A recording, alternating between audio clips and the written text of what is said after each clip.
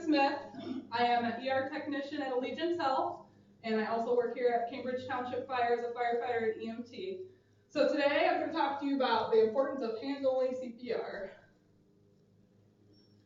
So here's your scenario. You walk in and your loved one's grasping their chest. Oh, I have severe chest pain. And all of a sudden, boom, they hit the floor. What do? You notice they're not breathing. What do? Gonna call 911, right? Call 911 right away. Well, now they're saying, okay, we're sending someone right away. They'll be right there. Okay, well now what? My loved one's on the ground. What do I do? Step one, don't panic. It's gonna be okay. The answer is hands-only CPR. So there's two steps. One, call 911 right away as soon as you can. Step two, you're going to start chest compressions. You're going to push hard, push fast. So what is hands-only CPR? Well, like I said, it's compressions. You're going to be doing compressions. You're going to want to do compressions about a rate of 100 per minute. You can kind of think of the song Staying Alive, right? What we had planned. So you're going to be doing chest compressions. You're going to be placing your hands on the center of the chest, right on the sternum, lower part of the sternum. We'll talk about that later. And actually, it's proven that the survival rates will start to decline every minute that CPR is not performed once the person has arrested. So that's why it's really important that you start CPR right away, not wait for providers to get on scene. So, I mean, you can obviously see after 1 minute you have 90% chance of survival, 3 minutes, 70, so on and so forth. This is coming from wake.gov, but this is also in the Advanced Cardiac Life Support book.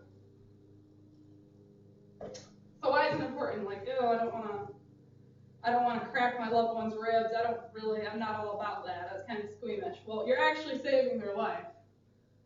So if blood's not moving, it's pooling. So you have chambers in your heart, blood's going to start pooling, it's going to be harder to resuscitate. Like I said earlier, your chances of survival are going to go down the longer you wait. People say you can't live without love. I think oxygen is a little bit more important. So I think that it's really important that we just kind of move those squeamish feelings aside and, provide CPR for our loved ones so they have a higher, they have a higher chance of survival. We want oxygen moving through the body, especially to the brain. So also with that ACLS chart I showed you guys earlier, the Swedish Cardiac Arrest Registry also did a test, and that also confirmed that every minute delayed, it drops the survival rate by 10%. So I bet you're all asking, well, how do I perform hands-only CPR? Your first step is CAB, so that's going to be compressions, airway, and breathing. Airway and breathing will come when the providers come on scene. Your biggest goal is going to be compressions. You want to call 911 and then start compressions right away. So first off, how do you know if somebody's in cardiac arrest? Well, you're going to be like, sir, are you okay? Are you okay? No response. You're going to go ahead, see if they're breathing. You can normally tell by a chest rise and fall. If they're not breathing, you're going to go ahead and check a carotid pulse. If you look up here, you can see where you locate a carotid pulse. You go to the midline, and then you just go to the side, and you press your fingers in, and you should be able to feel the pulse. If not, you're going to start compressions. So with compressions, pediatric advanced life support is saying, and ACLS as well, you want fast, hard compressions, about 2 inches in, and you want to wait for recoil. So you want to make sure your chest is recoiling completely before you start another compression. Like I said, if you stick to about 2 compressions every second, which would make 100 compressions per minute, you should be okay. So with that, compressions take a lot of work. So it's important if you have another person on scene that you're not the only one doing CPR. It's going to take a couple minutes for your responders to get there. Generally about 5 to 10. Just depends where they're coming from. So it's recommended by ACLS that you change providers every 2 minutes. So now that you guys have seen this, do you guys feel confident that you could demonstrate how to do hands-only CPR?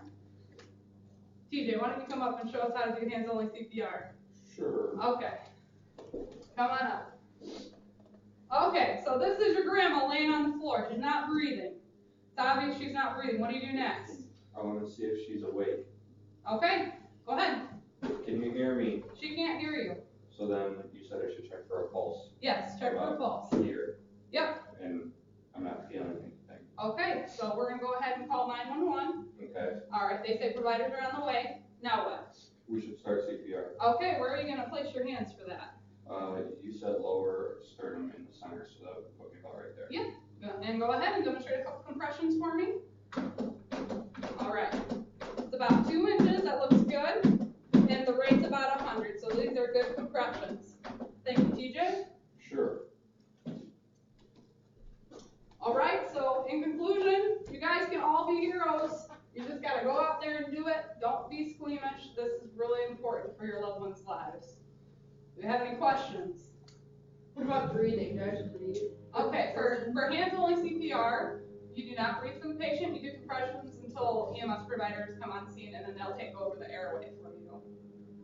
Any other questions? I have another one. Yeah. Am I going to get in trouble? Do I have to be certified to do it? Or? For hands-only CPR, you do not have to be certified. In fact, if you don't know how to do hands-only CPR, say you haven't been to my course, right? You can actually get walked through on the phone. The dispatcher will try to walk you through on the phone because it's that important to start compressions early. Okay. Is there any other questions?